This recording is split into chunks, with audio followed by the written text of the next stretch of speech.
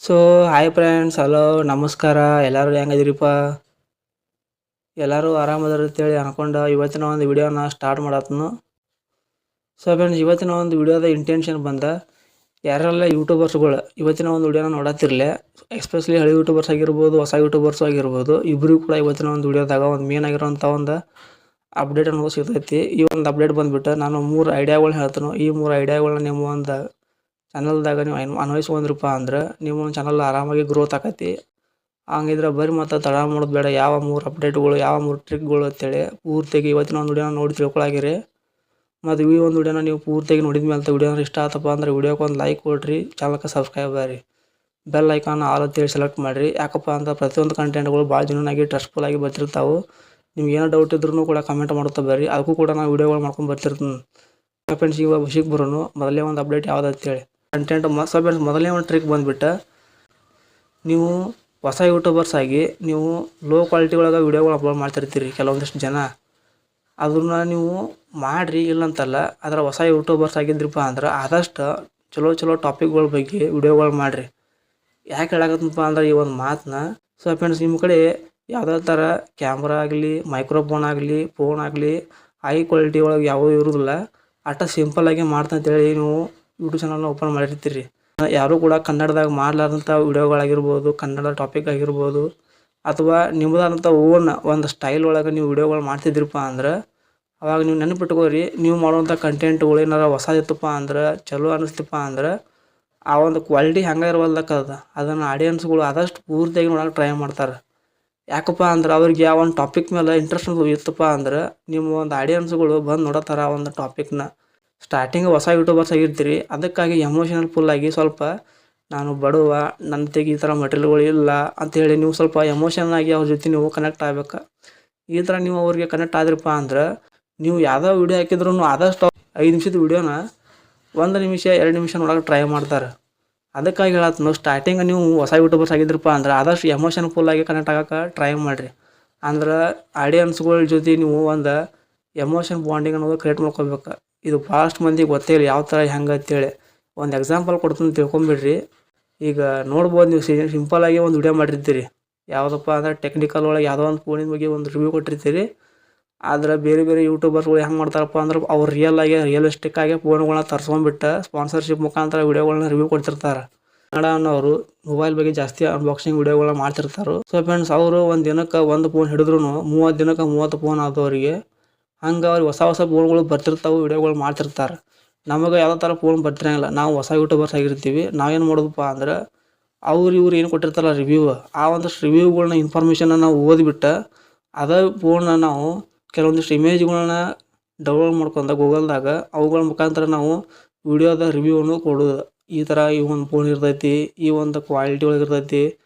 ಇದು ಟೆಕ್ಕಿನ್ ಕನ್ನಡ ಅಂದ್ರೆ ನೀವು ಟೆಕ್ನಿಕಲ್ ವಿಡಿಯೋಗಳನ್ನ ಹಾಕ್ತಂದ್ರೆ ಈ ಥರ ಮಾಡಿರಿ. ಅಥವಾ ನಿಮಗೆ ಯಾವ ಒಂದು ಕಂಟೆಂಟ್ ಮೇಲೆ ವಿಡಿಯೋಗಳು ಮಾಡ್ತಿರಲಿ ಅದರೊಳಗೆ ನೀವು ಹೊಸ ಯೂಟ್ಯೂಬರ್ಸ್ ಆಗಿ ಆದಷ್ಟು ಈ ಥರ ನೀವು ಚೀಪ್ ಆ್ಯಂಡ್ ಬೆಸ್ಟಾಗಿ ಈ ಥರ ವಿಡಿಯೋಗಳನ್ನ ನೀವು ಮೇಕಿಂಗ್ ಮಾಡ್ಕೋಬೋದು. ಸೊ ಫ್ರೆಂಡ್ಸ್, ಇದು ಈ ಥರ ಒಂದು ಆಡಿಯನ್ಸ್ಗಳನ್ನ ಕಾಯ್ಕೊಳ್ಳೋಕೆ ಮತ್ತು ಎಮೋಷನ್ ಫುಲ್ಲಾಗಿ ಇರೋಕೆ ಸ್ಟಾರ್ಟಿಂಗ್ ನೀವು ಹೇಳ್ಕೊಂಬಿಡೋದು, ನನ್ನ ತೆಗೆ ಈ ಥರ ಯಾವುದೇ ಥರ ಮಟೀರಿಯಲ್ಗಳು ಇಲ್ಲ, ಹೊಸ ಯೂಟ್ಯೂಬರ್ಸ್ ಅದನ್ನು ಮುಂದೆ ತೊಗೋತೀವಿ. ಈ ಥರ ಸ್ಟಾರ್ಟಿಂಗ್ ನಾವು ಸ್ವಲ್ಪ ಎಮೋಷನ್ ಆಗಿ ಅವ್ರ ಮುಂದೆ ಇರೋದು. ಇದು 1ನೇ ಅಪ್ಡೇಟ. ಸೊ ಫ್ರೆಂಡ್ಸ್, ಇನ್ನು 2ನೇ ಒಂದು ಟ್ರಿಕ್ಕಿಗೆ ಬರೋದಾದ್ರೆ ಅರ್ನಿಂಗ್ ಅಪ್ಲಿಕೇಶನ್ ಆಗಿರ್ಬೋದು, ಬೇರೆ ಯಾವುದೋ ಒಂದು ಇನ್ಫಾರ್ಮೇಷನ್ ಆಗಿರ್ಬೋದು. ಕೆಲವೊಂದಿಷ್ಟು ಯೂಟ್ಯೂಬರ್ಸ್ಗಳು ವೀಡಿಯೋ ಮಾಡ್ತಿರ್ತಾರೆ, ಅಂದ್ರೆ ಈ ಒಂದು ಅರ್ನಿಂಗ್ ಅಪ್ಲಿಕೇಶನ್ ಐತಿ, ಈ ಒಂದು ಅಷ್ಟು ಅರ್ನಿಂಗ್ ಅಪ್ಲಿಕೇಶನ್ ಐತಿ, ಈ ಥರ ನೀವು ಮಾಡ್ಕೋಬೋದು, ಈ ಥರ ಅರ್ನಿಂಗ್ಸ್ ಮಾಡ್ಕೋಬೋದು, ಅಷ್ಟು ಗಳಿಸ್ಬೋದು, ಇಷ್ಟು ಗಳಿಸ್ಬೋದು, ಆರಾಮಾಗಿ KYCನ ಕಂಪ್ಲೀಟ್ ಮಾಡಿರಿ ಅಂತೇಳಿ ಏನೇನು ಹೇಳ್ತಿರ್ತಾರೋ. ಆದ್ರೆ ನಾನು ನೋಡಿದ ಮಟ್ಟಿಗೆ ಕೆಲವೊಂದಿಷ್ಟು ಯೂಟ್ಯೂಬರ್ಸ್ಗಳು ಹೆಸರಿನ ಪೂರ್ತಿಯಾಗಿ ಸಿಂಪಲ್ಲಾಗಿ ವಿಡಿಯೋಗಳನ್ನ ಮಾಡಿ ಬಿಟ್ಬಿಡ್ತಾರೆ.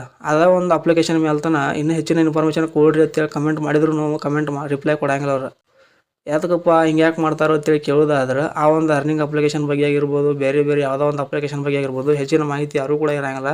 ಫ್ರೆಂಡ್ಸ್, ಡೈಲಿಯಾಗಿ ವಿಡಿಯೋಗಳನ್ನ ಅಪ್ಲೋಡ್ ಮಾಡ್ಬೇಕಂತೇಳಿ ಈ ಒಂದು ಅಪ್ಲಿಕೇಶನ್ ನೆಪದಾಗ ಬರ್ತಾರೋ, ಡೈಲಿಯಾಗಿ ವಿಡಿಯೋಗಳನ್ನ ಅಪ್ಲೋಡ್ ಮಾಡ್ತಾರೋ ಹೊಕ್ಕಾರ.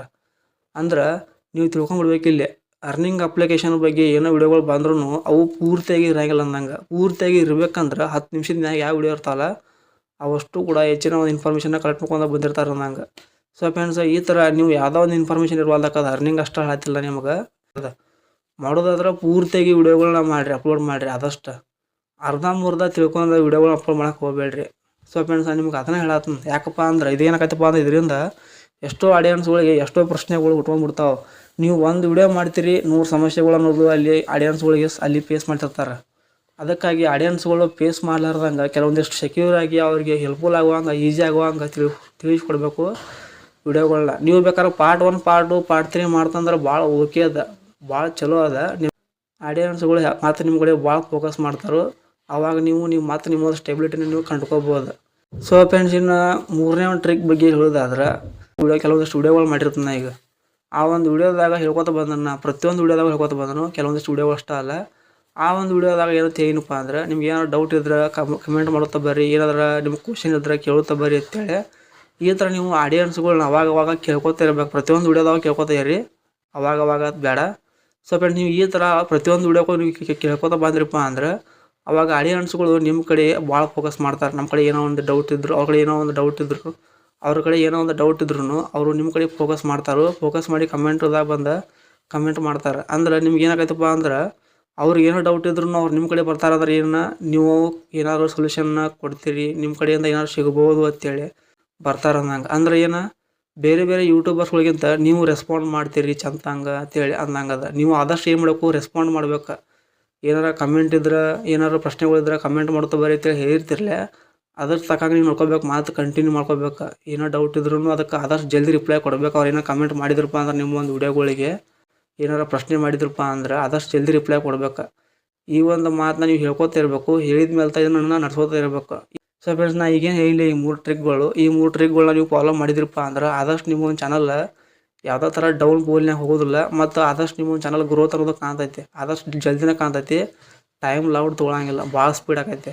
ಮತ್ತು ಇದಾಗಿತ್ತು ಇವತ್ತಿನ ಒಂದು ವಿಡಿಯೋ. ಮತ್ತು ಮುಂದಿನ ಒಂದು ವಿಡಿಯೋದಾಗ ಇಂಥದ್ದು ಒಂದು ಬೆಸ್ಟ್ ಟಾಪಿಕ್ನ ತೊಗೊಂಬರ್ತೀನಿ. ಯೂಟ್ಯೂಬ್ ಬಗ್ಗೆ ಆಗಿರ್ಬೋದು, ಇನ್ಸ್ಟಾಗ್ರಾಮ್ ಬಗ್ಗೆ ಆಗಿರ್ಬೋದು, ಯಾವುದೇ ಇರುವಲ್ದಾಗ, ಯಾವುದೇ ಸೋಷಿಯಲ್ ಮೀಡಿಯಾ ಪ್ಲ್ಯಾಟ್ಫಾರ್ಮ್ ಇರುವಲ್ದಾಗ ಅದ್ರ ಬಗ್ಗೆ ಮುಂದಿನ ಒಂದು ವಿಡಿಯೋದಾಗ ಬೆಸ್ಟ್ ಕಂಟೆಂಟ್ಗಳನ್ನ ತೊಗೊಂಬರ್ತೀನಿ.